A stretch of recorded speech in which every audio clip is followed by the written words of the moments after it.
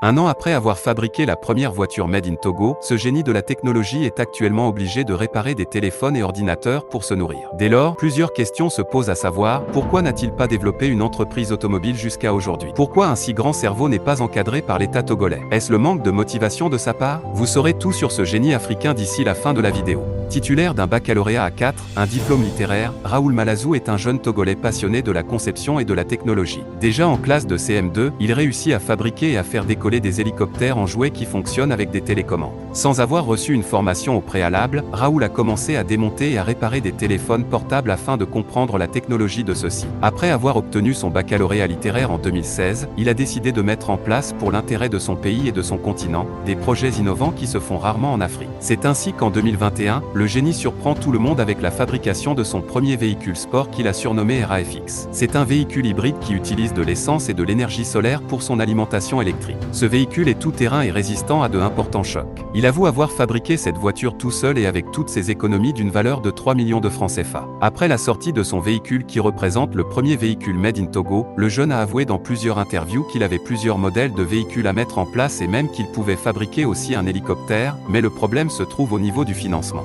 Soyons francs, pour un pays qui recherche vraiment le développement, ce génie serait accueilli par l'État comme un diamant. Le minimum était de mettre en place des fonds afin que ce jeune puisse fabriquer d'autres véhicules plus améliorés et commerciaux au nom de l'État togolais. Cela serait bénéfique non seulement pour le Togo mais aussi pour l'Afrique. Depuis la sortie de ce véhicule, ce génie fournit d'énormes efforts pour développer son entreprise. Il a même fabriqué en mi-2022 son deuxième véhicule avec une technologie plus avancée. Le manque de financement le retarde énormément dans son processus. Il a plusieurs fois fait appel à l'État togolais mais aucune action n'a été menée par le gouvernement pour financer ce génie. Ce jeune ingénieur est une perle rare non seulement pour le Togo mais aussi pour l'Afrique, mais nos dirigeants risquent de l'éteindre pour leurs intérêts personnels. S'il vous plaît, pendant que ce génie est encore en vie, partageons au maximum la vidéo en espérant qu'il trouve une source de financement pour ses incroyables projets.